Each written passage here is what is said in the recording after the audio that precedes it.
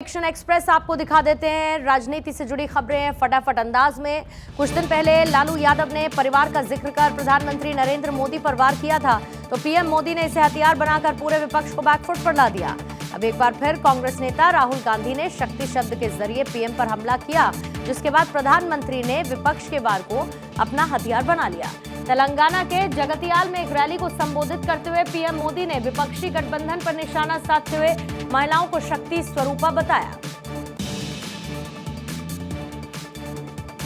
वहीं प्रधानमंत्री नरेंद्र मोदी तेलंगाना के बाद कर्नाटक के शिवमोगा के दौरे पर पहुंचे।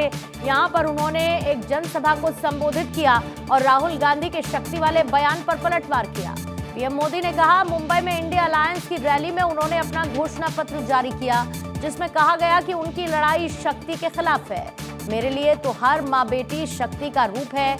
मैं इनको शक्ति के रूप में पूछता हूं और इनकी रक्षा के लिए जान की बाजी लगा दूंगा। कर्नाटक के बाद पीएम मोदी ने तमिलनाडु के कोयम्बटूर में एक रोड शो किया। पीएम मोदी के इस रोड शो को देखने के लिए जनता का हुजूम उमड़ पड़ा। सड़क के दोनों किनारे खड़े लोगों ने जमकर मोदी मोदी के नारे लगाए।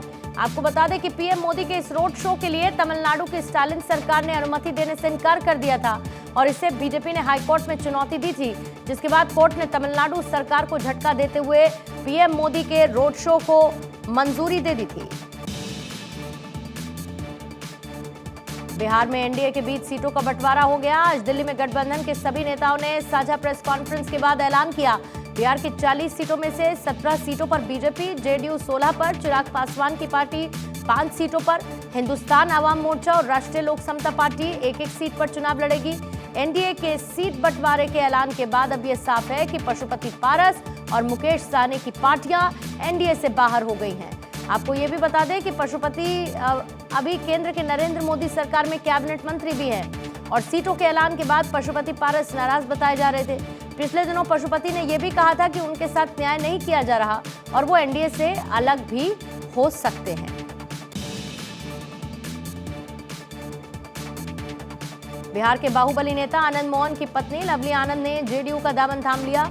अपने समर्थकों के साथ जेडीयू में वो शामिल हुई। जेडीयू के पूर्व राष्ट्रीय अध्यक्ष ललन सिंह ने लवली आनंद को पार्टी में शामिल कराया। इस दौरान लवली आनंद ने कहा कि पार्टी हमें जो भी जिम्मेदारी देगी उसे निभाऊंगी। वहीं लवली आनंद के साथ उनके बेटे अंशुमन आनंद भी जेडीयू में शामिल हुए। इस मौके पर जेडीयू के पूर्व अध्यक्ष ललन सिंह ने कहा कि पहले भी लवली आनंद हम लोगों के साथ थी, बीच में भटक गई थी, अब वो रास्ते पर आ गई। लोकसभा चुनाव को लेकर बीजेपी आज कोर कमेटी की बैठक कर रही है। इस बैठक में कई राज्यों को लेकर मंथन जारी है।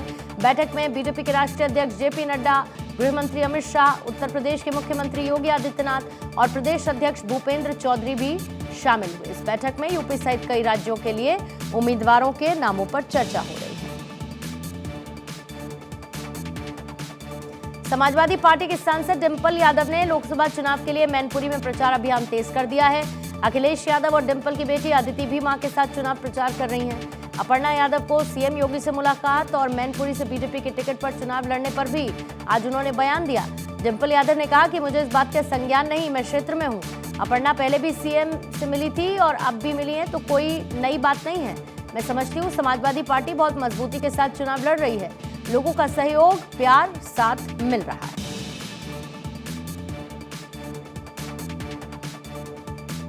उत्तर प्रदेश के लालगंज से बीएसपी के सांसद संगीता आजाद ने आज बीजेपी का दामन थामा। उन्होंने बीजेपी मुख्यालय में पार्टी महासचिव विनोद तावड़े और उत्तर प्रदेश के उप मुख्यमंत्री ब्रजेश पाठक और प्रदेश बीजेपी अध्यक्ष भूपेंद्र चौधरी की मौजूदगी में बीजेपी की सदस्यता ग्रहण की। संगीता आजाद के साथ उनके पति अरिमर्दन आजाद और इसके साथ ही प्रसिद्ध अधिवक्ता और निर्भया कांड में पीड़ित पक्ष के लिए अदालती लड़ाई लड़ने वाली सीमा कुशवाहा ने भी बीजेपी की सदस्यता ग्रहण की। सभी ने पार्टी की सदस्यता लेने के बाद बीजेपी के राष्ट्रीय अध्यक्ष जेपी नड्डा से मुलाकात की है। हिमाचल प्रदेश की मंडी सीट से कांग्रेस की सांसद प्रतिभा सिंह ने चुनाव लड़ने से इनकार कर दिया।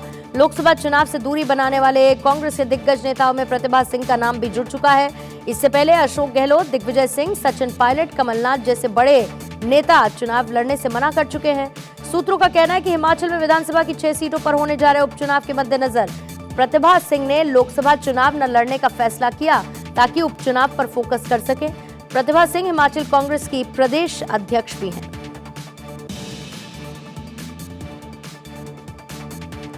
कांग्रेस को एक के बाद एक झटका लग रहा है। अब खबर यह है कि महाराष्ट्र के दिग्गज नेता प्रिया दत्त कांग्रेस छोड़ने वाली हैं।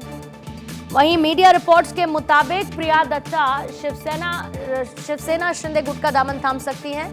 प्रिया दत्त दिवंगत अभिनेता और कांग्रेस नेता सुनील दत्त की बेटी और एक्टर संजय दत्त की बहन है। आपको ये बताएं कि प्रिया दत्त मुंबई के 2 अलग अलग सीटों से 2 बार सांसद भी रह चुकी हैं।